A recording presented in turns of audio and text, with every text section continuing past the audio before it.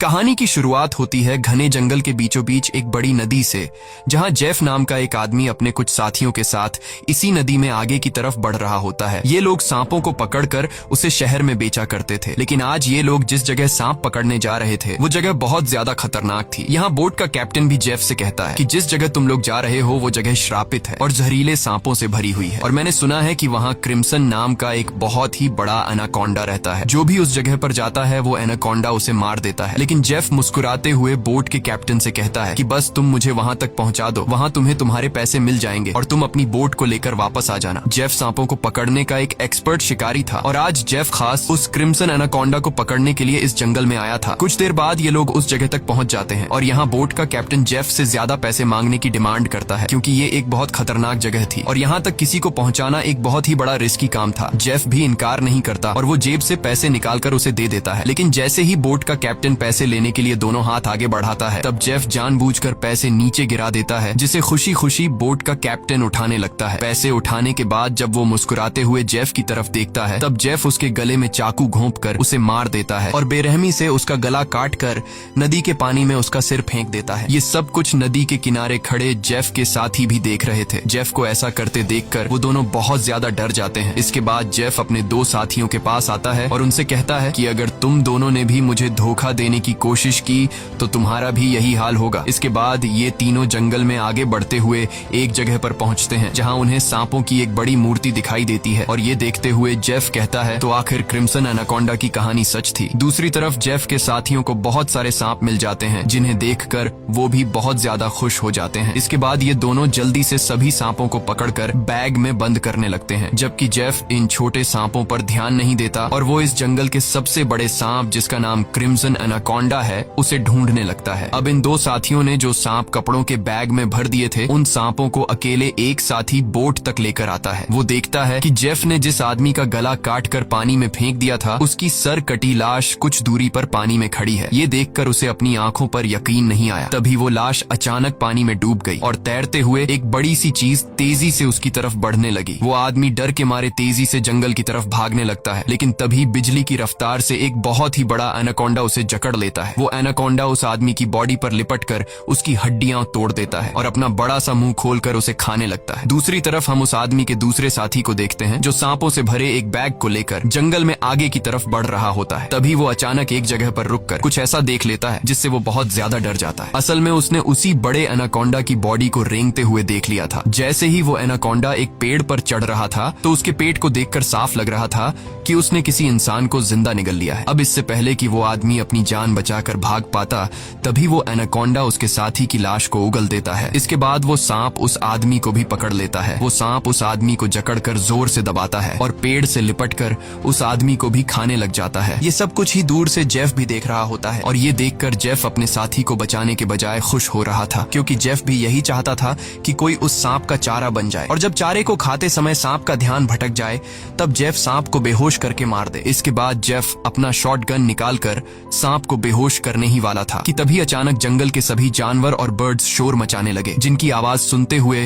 वो एनाकोंडा अपने शिकार को ऐसे ही छोड़कर चला जाता है। आखिर कुछ तो ऐसा था जिससे जंगल के सभी जानवर डर रहे थे। अब यहाँ सीन कट होता है और हमें एक सर्कस शो दिखाया जाता है। ये सर्कस अब बंद होने के कगार पर था। कोई भी इस सर्कस को देखने का इंटरेस्ट नहीं रखता था। यहाँ सर्कस के मालिक के पास बिली यांग नाम का एक लड़का आता है, जो सर्कस के मालिक को पैसों से भरा हुआ एक सूटकेस देकर सर्कस में काम करने वाले सभी लोगों को खरीद लेता है, क्योंकि उसने थाईलैंड जाकर एक नया सर्कस खोलने का प्लान बनाया हुआ था। सर्कस के लोग बिली यांग के पास इतने सारे पैसे देखकर परेशान हो जाते हैं, क्योंकि आज से कुछ साल पहले बिली यांग बहुत गरीब हुआ करता था। वो भी इन लोगों के साथ मिलकर सर्कस में काम किया करता था, लेकिन पता नहीं कि बिली यांग अब कौन सा ऐसा काम करने लगा जिससे वो रातों रात इतना अमीर हो गए। अगली सुबह बिली यांग बोट के जरिए सभी लोगों को थाईलैंड ले जाने का प्लान बनाता है। अब क्योंकि बिली यांग ने इन सभी लोगों को खरीद लिया था, इसलिए ये सभी उसकी बात मानकर बोट में बैठ जाते हैं और बोट का कैप्टन बोट को चलाने लगता है। रास्ते में बिली यांग बाथरूम में छिपकर किसी को कॉल करता है और कॉल पर वो सामने वाले से कहता है कि डिलीवरी तैयार है, जल्द ही मैं इन लोगों को लेकर तुम्हारे पास पहुंच जाऊंगा। बिली यांग की इन बातों से हमें पता चलता है कि वह बोट पर मौजूद लोगों के साथ कुछ गलत करने वाला है। कुछ दूर आगे जाने के बाद ये लोग देखते हैं कि आगे का रास्ता बंद है, जहां लकड़ी और कई सारे कंटेनर्स रखकर किसी ने रास्ता रोक दिया था। तब बोट का कैप्टन कहता है कि हम दूसरे रास्ते से जा सकते हैं, लेकिन उस रास्ते से जाते हुए हमें थाईलैंड पहुंचने में बहुत टाइम लगेगा। इसलिए बिली यांग को कैप्टन का आइडिया पसंद नहीं आता। वो कैप्टन को धमकी देता है कि जो भी हो हमें वक्त पर थाईलैंड पहुंचना है, क्योंकि वहां हमारा शो है जिसके पैसे मैं एडवांस ले चुका हूं। अगर हमने शो नहीं किया तो हम बर्बाद हो जाएंगे। कैप्टन कहता है कि अगर तुम लोग लंबे रास्ते से नहीं जाना चाहते तो फिर हमारे पास यही एक रास्ता है। वह कहता है कि हम इन सारी चीजों को बॉम्ब से उड़ा देंगे और अपना रास्ता बनाकर यहाँ से निकल जाएंगे। बिली यांग को कैप्टन की बात ठीक लगती है और वो इसके लिए तैयार हो जाता है, लेकिन उन्हें पता नहीं था कि ये लोग कितनी बड़ी गलती करने जा रहे हैं। इसके बाद ये लोग कंटेनर्स के पास बॉम्ब रखते हैं और फिर उन्हें रिमोट से उड़ा देते हैं। ऐसा करने से उनका रास्ता तो साफ हो गया, लेकिन धमाके की वजह से ढेर सारे सांप उनके बोट पर गिर जाते हैं, क्योंकि उन सभी कंटेनर्स में सांप भरे थे। डर के मारे ये लोग यहाँ वहाँ भागने लगते हैं। अब पूरी बोट सांपों से भर चुकी थी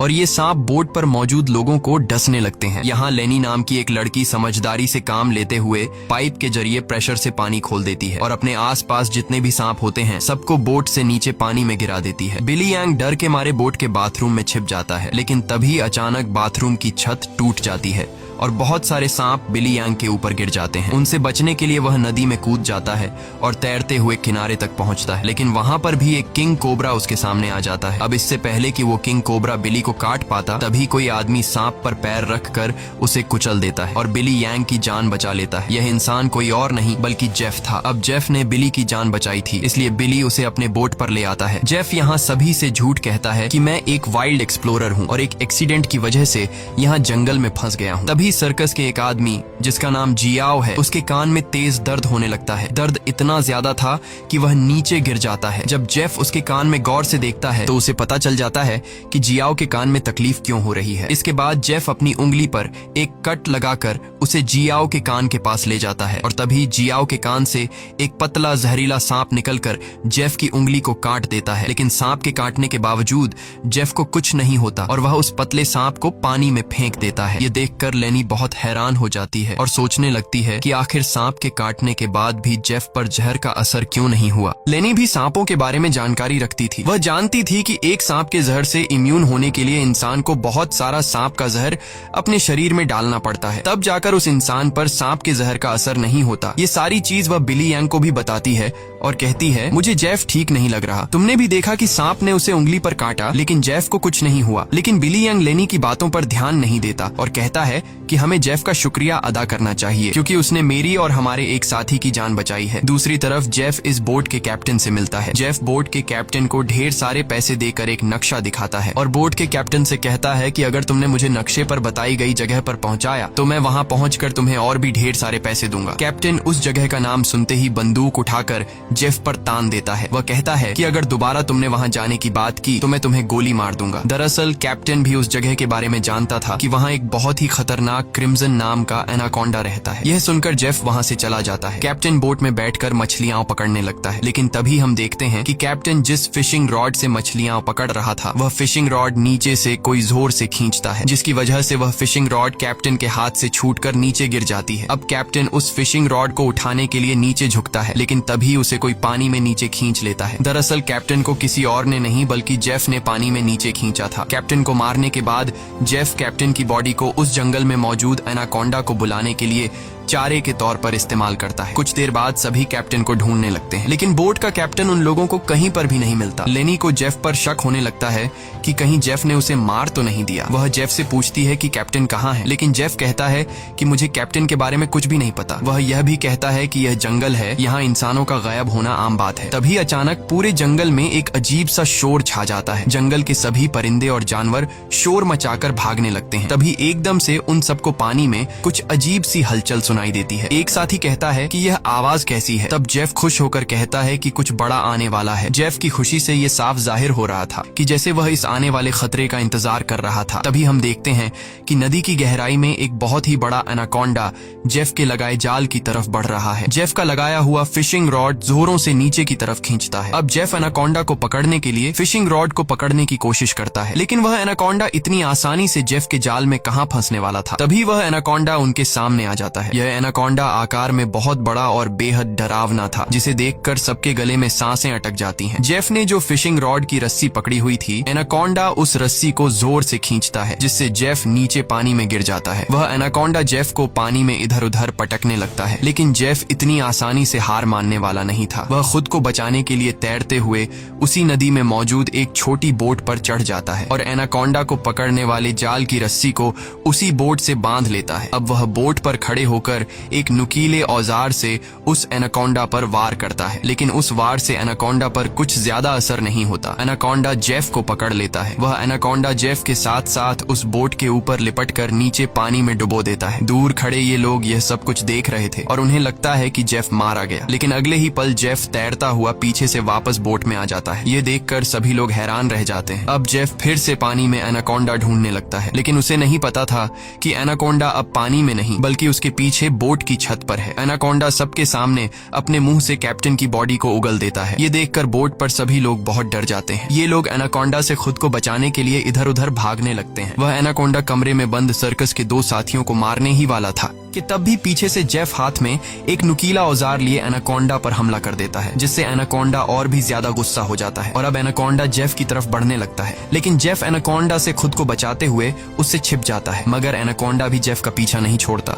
वह जेफ को ढूंढने के लिए बोट के अंदर घुस जाता है, जहां बोट के अंदर सर्कस के बाकी लोग भी छिपे हुए थे। लकीली एनाकोंडा बिली और डायना को देख नहीं पाता। वह उनके ऊपर से रेंगते हुए खिड़की से होकर बोट से बाहर निकल जाता है। ये सभी लोग बोट के कोने कोने में छिपे हुए थे। एनाकोंडा इन लोगों को ढूंढते हुए जब बाथरूम की तरफ जाता है तो वह एक बच्चे और जियाओ को देखता है। एनाकोंडा तुरंत उन दोनों पर हमला कर देता है, लेकिन यह दोनों खुद को बचाते हुए वहां से निकल जाते हैं। अब उनके पास लेनी भी पहुंच जाती है। जैसे ही एनाकोंडा लेनी पर हमला करता है, तब जियाओ समझदारी से काम लेते हुए एनाकोंडा के सिर के आगे एक मटका लाता है, जिससे एनाकोंडा का सिर मटके के अंदर फंस जाता है। मटके से अपना सिर निकालने के लिए एनाकोंडा तड़पने लगता है और इसी हलचल में यहाँ पर केरोसिन ऑयल का गैलन गिर जाता है। एनाकोंडा अपने सिर से मटके को निकालने के लिए पूरी तरह से बेकाबू हो जाता है। वह यहाँ वहां खुद को मारता है और आखिर में वह अपने सिर को बोट से पटक कर मटके को तोड़ देता है, जिससे उसका सिर आजाद हो जाता है। लेकिन आजाद होते ही पीछे से जेफ एनाकोंडा के गले में रस्सी का फंदा डाल देता है। इससे पहले कि जेफ उस एनाकोंडा को पकड़ पाता, तभी नीचे केरोसिन ऑयल गिरने की वजह से बोट में आग लग जाती है और आग धीरे धीरे बढ़ते हुए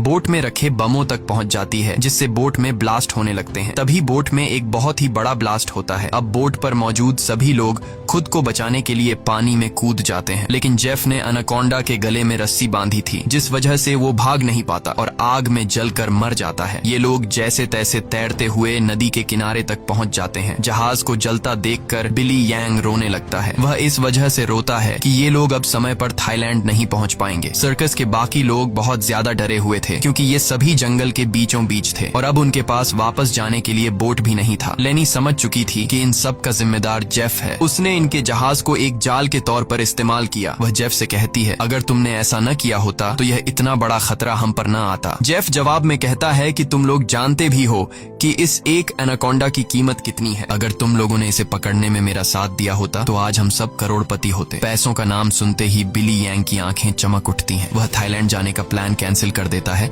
और दौड़कर जेफ के पास आता है और कहता है, मैं तुम्हारे साथ हूँ। बताओ इस एनाकोंडा को पकड़ने के लिए हम क्या कर सकते हैं और हमें पैसे कैसे मिलेंगे। उसके बाद जेफ एक मैप निकालता है और उन्हें दिखाते हुए कहता है, अगर तुम लोग मेरी मदद करोगे तो इस मैप के जरिए मैं तुम्हें 1-2 दिन के अंदर थाईलैंड पहुंचा दूंगा। अब यहाँ बिली यांग और टीम के बाकी लोग जेफ के बोट तक जाने के लिए मान जाते हैं, लेकिन लेनी को जेफ पर बिल्कुल भी भरोसा नहीं था, इसलिए वह वहां जाने से इनकार कर देती है। तभी सर्कस टीम की एक लड़की की तबीयत अचानक खराब होने लगती है। जब बिली यांग उसके कंधे को देखता है तो उन्हें पता चलता है कि उस लड़की को एक बहुत ही खतरनाक मकड़ी ने काटा है, जिसके जहर से वो मर भी सकती थी। ये देखकर जेफ वहां पर मौजूद सभी लोगों से कहता है, मेरे पास एक ऐसी दवाई है जिससे उस लड़की का इलाज हो सकता है, लेकिन वह दवाई मेरे बोट में रखी गई है। अगर तुम इसका इलाज करना चाहते हो तो तुम्हें मुझे मेरी बोट तक पहुंचाना होगा। अब न चाहते हुए भी लेनी जेफ के साथ चलने को तैयार हो जाती है। कई घंटों के सफर के बाद जब एक साथी नदी का पानी पीने लगता है, तब जेफ उसे रोक देता है और जेफ सभी से कहता है, यहाँ का पानी कभी भी मत पियो। यहाँ के पानी में ऐसे कीड़े हैं जो पानी पीते समय इंसान के अंदर चले जाते हैं। इसके बाद वो कीड़े उस इंसान के अंदर ऐसी प्यास लगाते हैं कि वो पानी पीते पीते खुद को नदी में डुबाकर मार देता है। रास्ते में इन लोगों को भूख लग जाती है। तब जेफ पास के पत्थरों से एक सांप पकड़ता है और फिर ये लोग सांप का जहर निकालकर उसे पकाते हैं और उसे खाकर गुजारा करते हैं। इसके बाद ये लोग फिर से अपना सफर जारी रखते हैं। कुछ देर बाद रात हो जाती है। रात को ये लोग पहाड़ के एक सुरंग में रुकते हैं जहाँ ये लोग आग जलाते हैं और जेफ साइड पर बैठा अपनी मैप पर बने हुए एनाकोंडा को देख रहा था। जेफ उस समय के बारे में सोचता है जब वो एनाकोंडा उसके सामने आया था। वो एनाकोंडा जेफ को मारने ही वाला था, लेकिन जेफ समझदारी से काम लेते हुए एक लकड़ी की बॉक्स में खुद को छुपा देता है। वो बॉक्स एक ढलान में रखी हुई थी, इसलिए जेफ बॉक्स को धक्का देकर रगड़ते हुए नीचे नदी तक पहुंच जाता है। अब जेफ इस बॉक्स से खुद को निकालने की कोशिश तो करता है, लेकिन बदकिस्मती से जेफ उस बॉक्स में हमेशा के लिए बंद हो गया और काफी समय तक जेफ उसी बॉक्स में फंसा रहा। इसके बाद ये लोग आते हैं। इन लोगों ने रास्ता खोलने के लिए डायनामाइट लगाकर कंटेनर तोड़ दिए, जिसमें से जेफ बाहर निकल गया और उनके साथ मिल गया। सीन फिर से प्रेजेंट में आता है, जहाँ जेफ इस मैप को देख रहा था। तभी बिली यांग उसके पास आता है और कहता है, तुम उसी एनाकोंडा को पकड़ना चाहते हो ना? जेफ कहता है, हाँ, ये एक बहुत ही बड़ा एनाकोंडा है, एक ऐसा एनाकोंडा जो इस पूरे जंगल का राजा है। यहाँ के सभी जानवर इस एनाकोंडा से डरते हैं। इसने दुनिया के बड़े बड़े शिकार किए हैं, यहाँ तक कि इसने अपने ही जैसे बड़े बड़े एनाकोंडा को मार गिराया। और अगर हम उसे पकड़ने में कामयाब हुए तो हम रातों रात मिलियनेयर बन जाएंगे। पैसों का सुनते ही बिली यंग कहता है, मैं आपके साथ उस एनाकोंडा को पकड़ने के लिए तैयार हूँ। अब काफी रात हो जाती है और ये सभी लोग सो जाते हैं। तभी सर्कस के एक साथी की किसी अजीब सी आवाज से आंख खुलती है। वो देखता है कि उसका भाई यहाँ नहीं है। अपने भाई को ढूंढते हुए वो उस सुरंग से बाहर आया और उसे ढूंढते हुए नदी के पास जाता है, जहाँ वो देखता है कि उसका भाई अपने आप को नदी के पानी में डुबाने की कोशिश कर रहा है। ये आदमी उसे ऐसा करने से रोकता है, पर उसका भाई इसकी कोई बात नहीं सुनता। और तब वो देखता है कि उसके भाई की नाक से कुछ अजीब से कीड़े निकल रहे हैं, जिसे देखकर वो समझ जाता है कि इसने इस नदी का पानी पी लिया है। जो कि जेफ ने बताया भी था कि इस नदी का पानी पीने के बाद उस पानी के अंदर मौजूद कीड़े उस इंसान को इतनी प्यास लगा देते हैं कि वो इंसान खुद को उस पानी के अंदर डुबाने पर मजबूर हो जाता है। और ठीक ऐसा ही होता है। अपने भाई को मरा हुआ देखकर ये आदमी बहुत ज्यादा रोता है और वापस सुरंग में आ जाता है। अगली सुबह ये लोग दोबारा अपने सफर पर निकल जाते हैं। कई घंटों का सफर तय करने के बाद ये लोग एक नदी के पास पहुंच जाते हैं और अब इन लोगों को अपनी मंजिल तक पहुंचने के लिए उस नदी में से होते हुए पैदल जाना पड़ेगा। अब ये लोग पहले तो उस नदी में उतरने से काफी ज्यादा डर रहे थे, लेकिन कोई दूसरा रास्ता न होने की वजह से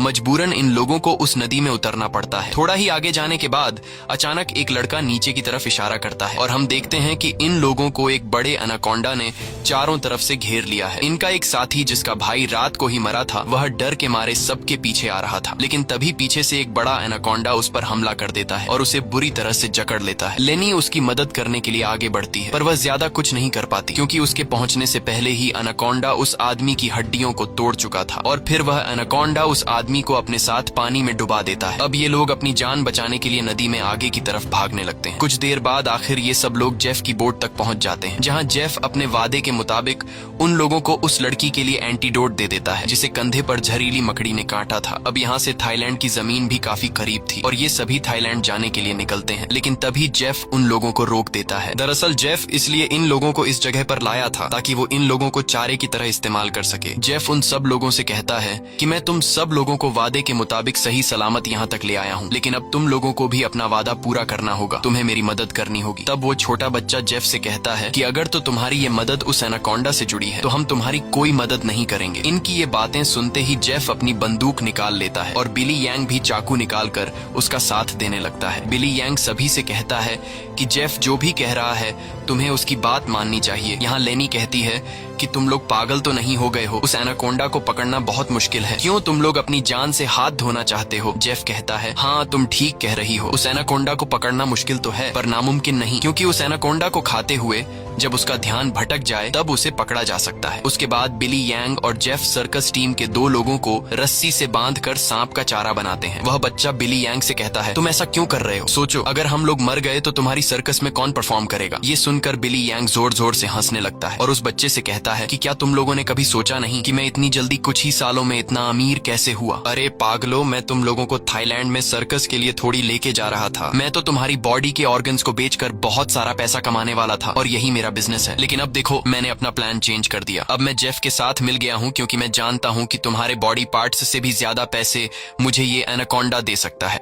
दूसरी तरफ जेफ ने उन 2 लड़कियों को भी बांध दिया था और अब वो एक लड़की से बदतमीजी करने लगा था। अब यहाँ वो लड़की समझदारी से काम लेते हुए ऐसा दिखाती है कि वो जेफ का साथ देना चाहती है। जेफ उसकी चाल को समझ नहीं पाता। वो लड़की जेफ के करीब आकर जेफ के बालों में हाथ मारने लगती है और मौका मिलते ही वो लड़की जेफ की पॉकेट से गन निकालकर जेफ पर तान देती है। अब वो लड़की जैसे ही जेफ को शूट करती है तो बंदूक से गोली नहीं चलती, क्योंकि उसको बंदूक का लॉक खोलना नहीं आ रहा था। अब जेफ गुस्से में आकर उससे बंदूक छीन लेता है और उसी लड़की पर तान कर उसे मारने ही वाला होता है कि तब तक लेनी ने भी खुद को आजाद कर लिया था और वो एक शीशे के नुकीले टुकड़े से जेफ के पेट पर वार करती है। अब जेफ लेनी को धक्का देकर पीछे धकेल देता है, लेकिन तब वो दूसरी लड़की भी जेफ पर हमला कर देती है और पीछे से लेनी भी जेफ से बंदूक छीनने की कोशिश करती है। इसी हाथापाई में गोली चलने की आवाज आती है, लेकिन पता नहीं चल पाता कि ये गोली किसको लगी। दूसरी तरफ हम उन दो लोगों को देखते हैं जिन्हें बिली यांग ने एनाकोंडा के लिए चारा बनाया था। वो दोनों बेचारे डर के मारे तड़प रहे होते हैं। कुछ देर बाद एक बड़ा सा एनाकोंडा उन दोनों को खाने के लिए धीरे धीरे उनकी तरफ बढ़ने लगता है, जबकि दूर खड़ा बिली यांग मजे से ये सारा नजारा देख रहा था। बिली यांग इंतजार में था कि कब वो एनाकोंडा उन पर हमला करेगा और मैं रस्सी को खींचकर उस एनाकोंडा को पकड़ लूंगा, लेकिन वो ये नहीं जानता था कि जहां पर वो खड़ा है ठीक उसके ऊपर से एक दूसरा एनाकोंडा उस पर हमला करने के लिए आगे बढ़ रहा है। अब इससे पहले कि बिली यांग उस एनाकोंडा को देख पाता,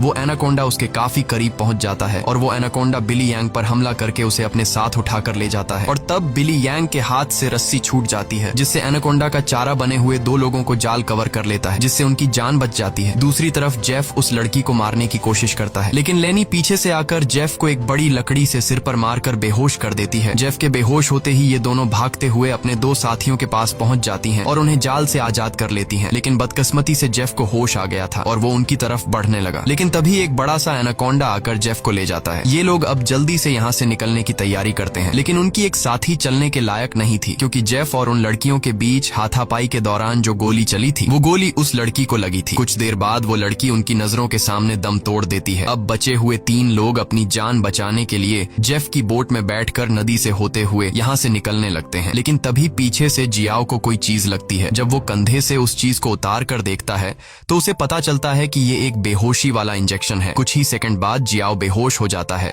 और जियाओ को बेहोश करने वाला कोई और नहीं बल्कि जेफ ही था, यानी उस एनाकोंडा के हमले से भी वो बच गया था और उसने एनाकोंडा का सिर काटकर उसे मार दिया था। अब जेफ उन तीनों को पकड़कर एनाकोंडा के चारे के लिए बांध देता है और उनके चारों तरफ तेज धार वाली लोहे की तार बांध देता है और साथ में वहां पर खून भी छिड़क देता है, जिसके बाद वो उनके जाल की रस्सी को पकड़कर यहाँ से कुछ दूर खड़ा हो जाता है। कुछ देर बाद कई सारे एनाकोंडास खून को सूंघते हुए उन तीनों की तरफ बढ़ने लगते हैं। ये तीनों बहुत ज्यादा डरे हुए होते हैं और उनको अपनी मौत आंखों के सामने नजर आ रही होती है। ये सभी एनाकोंडास उन तीनों को मारने के लिए उनके काफी करीब पहुंच जाते हैं, लेकिन तभी एक बार फिर से जंगल के सभी जानवर शोर मचाकर भागने लगते हैं और यहाँ पर मौजूद सभी एनाकोंडास भी किसी को देखकर एक एक करके भागने लगते हैं। लेकिन एक एनाकोंडा अभी भी उन तीनों को मारने के लिए रुका हुआ था, पर तभी वहां पर क्रिम्सन एनाकोंडा आ जाता है और वो उस अकेले रुके हुए सांप पर हमला करके उसे एक ही झटके में मार देता है। यहाँ हम उस क्रिम्सन एनाकोंडा को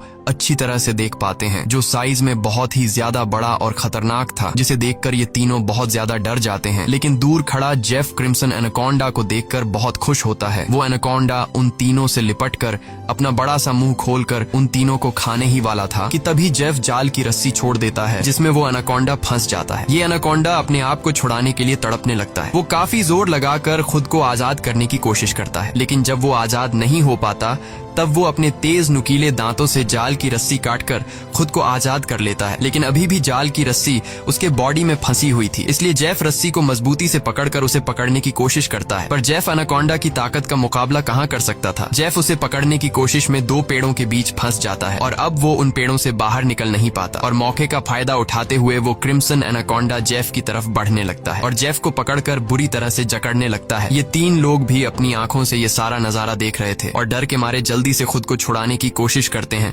क्योंकि उन्हें पता था कि जेफ के बाद उनकी बारी है। ये लोग खुद को छुड़ाने का हर मुमकिन तरीका अपनाते हैं, लेकिन ये लोग उस जाल से निकल नहीं पाते। तभी वो छोटा लड़का अपने आप को बचाने के लिए अपने दांतों से जाल की रस्सी काटने में लग जाता है और काफी कोशिश के बाद वो रस्सी का कुछ हिस्सा काट लेता है। अब थोड़ी ही रस्सी बची थी, इसलिए वो अपने दांतों की पूरी ताकत लगाकर रस्सी को काटने लगता है, जिससे उसके दांतों से खून आने लगता है। यहाँ क्रिम्सन एनाकोंडा जेफ को बुरी तरह से जकड़ लेता है और वो जेफ को दबाकर उसकी हड्डियां तोड़ने लगता है। लगता है, जिसके बाद वो क्रिम्सन एनाकोंडा जेफ को भी जिंदा निगल लेता है। दूसरी तरफ वो बच्चा अपने दांतों से रस्सी तोड़ने में कामयाब हो जाता है और वो उन दोनों को भी आजाद कर लेता है और ये लोग नदी की तरफ भागने लगते हैं।